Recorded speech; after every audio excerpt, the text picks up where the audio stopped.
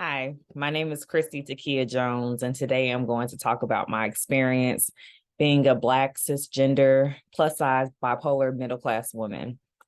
So I am from Atlanta, Georgia, more specifically Fairburn, Georgia, which is a suburb about 15 minutes, 20 minutes outside of Atlanta. And growing up, um, I've been plus size most of my life. Of course, I was born Black. I'm proud of it. But I grew up in a pretty affluent neighborhood surrounded by majority Black people. So I had a Black dentist, I had Black teachers, I had um, Black attorneys. So just seeing Black excellence all around me, I consider that the norm. My dad went to historically Black college and my mom went to a predominantly white institution. But I always saw the camaraderie and just the brotherhood that my dad experienced at his HBCU, the University of Arkansas in Pine Bluff, which led to me choosing Spelman College, another historically Black college in Atlanta, for my institution for undergraduate higher learning. The main messages I received about being a Black cisgender plus size bipolar middle class woman is that either you do too much or you don't have the ability to do it all. Being a Black person, a Black woman more specifically, a lot of times I felt othered when I would go to predominantly white spaces or would be around white students. They would be surprised by how smart I was, or be surprised that I had both parents in the home or that I grew up affluent. Sometimes even from Black people, I would be accused of talking white just because I didn't slur my speech or use ain'ts and other colloquialisms or African American vernacular. I know how to code switch, so when you get to know me, I love using AAVE, but in most settings, I have a proper, not, I wouldn't even call it proper, I think that's problematic, but sometimes I'm not as comfortable using AAVE because I don't know how it'll be received. As a bipolar woman, I have been diagnosed with bipolar disorder since 2016. I had my first episode since 2014. So when I was diagnosed, there were so many people who told me there were things that I couldn't do because of being bipolar. I was told I couldn't get my PhD. I was told I couldn't go to grad school or that I would graduate late.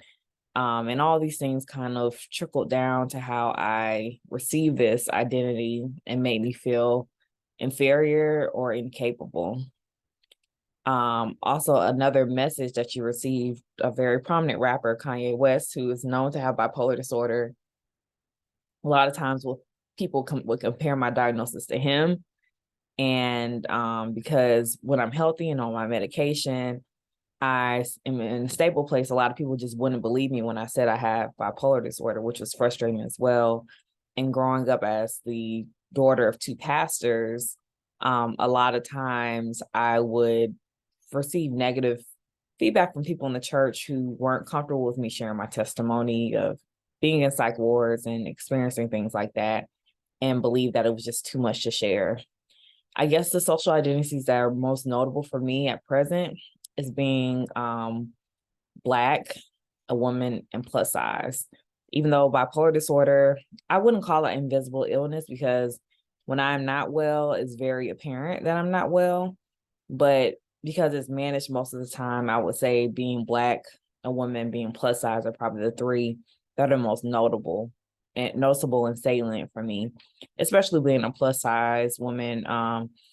I've struggled with my weight most of my life. I started Weight Watchers when I was 11 years old. My mom, I love her, but she just believed that was the best thing for me. And in hindsight, I think it would have been better if, she taught me healthy habits, but made sure that I was doing things that just made me feel good. Self-care wasn't a big thing in the 2000s. So she was doing the best that I can, and I love her for it. But I think, you know, now we have people like Lizzo who are more body inclusive, and Monique. So we have Black plus size women who love their bodies, who are comfortable in their own skin, who have made it and excelled in mainstream. So I think even though being plus size is still, you're considered an outsider, I think the world is a little bit more accepting. But As for myself, I'm still learning to love the skin I'm in. I'm still learning to be appreciative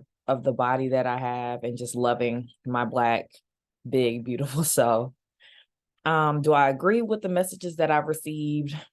Yes and no. I think I have the tendency to want to prove people wrong. So when people say I can't do something, that kind of gives me motivation to say that I can, but that doesn't mean that I have to be superwoman. It just means that, I just have to continue to work hard and work with what I have as being a Black, cisgender, plus size, bipolar, middle class woman.